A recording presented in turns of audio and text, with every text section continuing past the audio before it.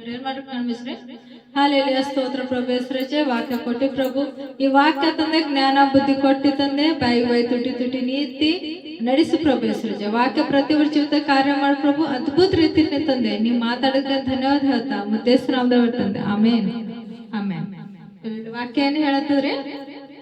16:20. ನಿಮಗೆ ನಿಜ ನಿಜವಾಗಿ ಹೇಳ್ತೇನೆ. ದೇವ್ರ ಭಾಳ ಸರಿ ಅಂತ ಬರ್ತಾರ ವಾಕ್ಯದಾಗ. ನಿಜವಾಗಿ ಒಂದೇ ಸರಿ ಅಂತಿದ್ದೇವ್. ಸಚ್ ಸಚ್ ಕೇಳ್ತಾ ಹೂँ. ಪ್ರತಿಯೊಂದು ಹಿಂದಿದಾಗ ಅದ, ಮೇ ಸಚ್ ಸಚ್ ಕೇಳ್ತಾ ಹೂँ. ನಾ ನಿಜವಾಗಿ ಹೇಳ್ತೇನೆ ಅಂತಂದ್ರ ಒಂದ್ ಸಾರಿ ಹೇಳಿಲ್ರಿ, 2 ಸರಿ ವರ್ಣನೆ ಮಾಡ್ಯಾರ. ಏನ್ ಹೇಳ್ಯಾರ? ನಿಮಗೆ ನಿಜವಾಗಿ ಹೇಳುತ್ತೇನೆ, ನೀವು ಅಳುತ್ತಾ ಗೋಳಾಡುತ್ತಾ ಇರುವಿರಿ, ಆದರೆ ಲೋಕವು ಸಂತೋಷಿಸುವುದು. ನಿಮ್ಗೆ ದುಃಖವಾಗೋದು, ಆದರೆ ನಿಮ್ಮ ದುಃಖ ಹೋಗಿ ಆನಂದ ಬರೋದು. ನೋಡ್ರಿ, ದೇವ್ರ ನಿಜವಾಗಿ ಏನ್ ಹೇಳ್ತಾರಂದ್ರ, ನೀವು ಅಳ್ತೀರಿ ಕಂಪಲ್ಸರಿ.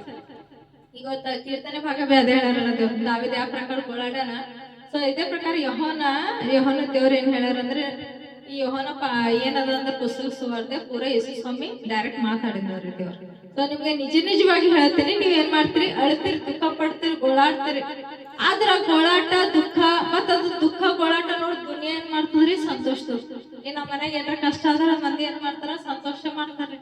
ಇವ್ರ ಮನೆಗೆ ಸದಾ ಯೇಸು ಸ್ವಾಮಿ ಅಂತಾರ, ಮತ್ತೆ ಎಷ್ಟು ಕಷ್ಟ ಅದ. ನಾವ್ ನೋಡಿ ಎಷ್ಟು ಮಜಾ